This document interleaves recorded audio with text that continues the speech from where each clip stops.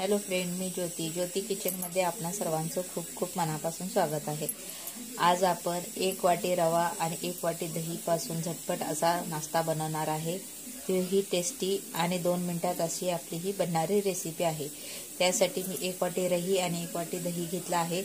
ते आता आपल्याला मिक्सरमधून फिरवून घ्यायचं आहे। आता ह्या मिक्सरच्या भांड्यामध्ये आपल्याला हे रवा घालून घ्यायचा आहे आणि हे दही आणि हे सर्व आता आपल्याला मिक्सरमधून एकसारखं असं फिरवून घ्यायचं आहे। तवा गरम करायला ठेवले आहे। रव्याचे आणि दहीचे बॅटर मी हे अशा प्रकारे यात काढून घेतला आहे आणि ह्यात थोडा एक चिमूटभर असा सोडा घालून घेतला आहे आणि चवीनुसार मीठ घालून घेतला आहे।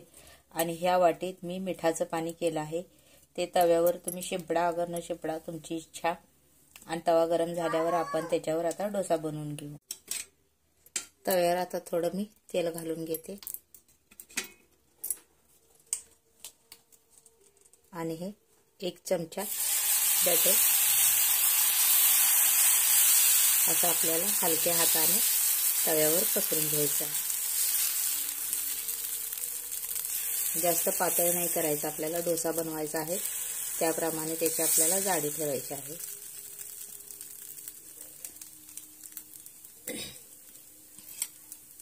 आणि थोडून वरून आपण त्याला तेल सोडू, म्हणजे आपल्या साईडच्या ज्या कडा आहेत त्या व्यवस्थित भाजून सुट्ट्या होतील।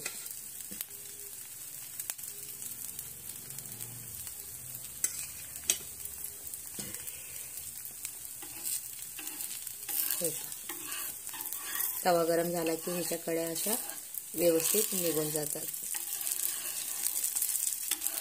आणि आपला परफेक्ट असा हा डोसा बनून तयार होतो।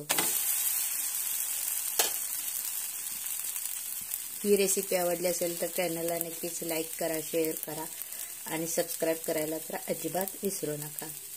अशा प्रकारे 2 मिनिटात झटपट बनणारा हा आपला रवा डोसा बनून तयार होतो। मुलं खूप आवडीने खातात।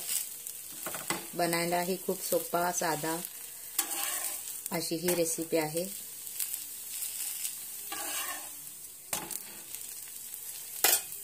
हा डोसा आपला बनवून तयार झाला आहे। अनेक डोसा मी तुम्हाला तव्यावर बनवून दाखवते। आणखी थोडं तेल सोडू आपण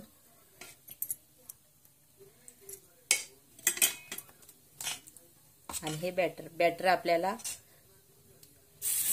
त्याला कन्सिस्टन्सीवरून तुम्हाला कळू शकेल की ह्याचे बॅटर किती प्रमाणात घट्ट किंवा पातळ बनला आहे। आणि त्याला बुडबुडे पण येत आहेत। हा सोडा घातलेला परिणाम आहे, त्यामुळे त्याला व्यवस्थित असे होल देखील पडत आहेत आणि एकदम स्पॉन्जी मऊ असा आपला रवा डोसा बनून तयार होतो।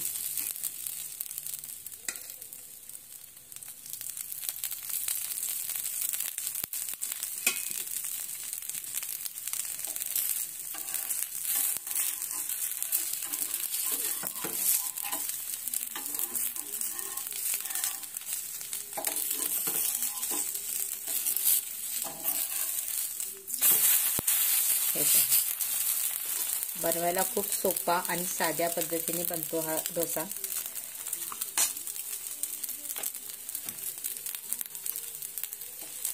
अशा प्रकारे आपण सर्व डोसे बनवून घेऊ। अशा प्रकारे आपले सर्व डोसे बनवून तयार झाले आहेत। किती मऊ आणि स्पॉन्जी झाले आहे हे पहा। एकदम मऊ असं डोसा झाला आहे तयार।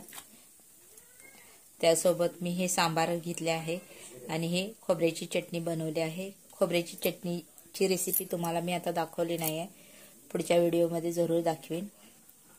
आणि ही रेसिपी आवडली असेल तर चॅनलला नक्कीच लाईक, शेअर आणि सबस्क्राईब करायला विसरू नका।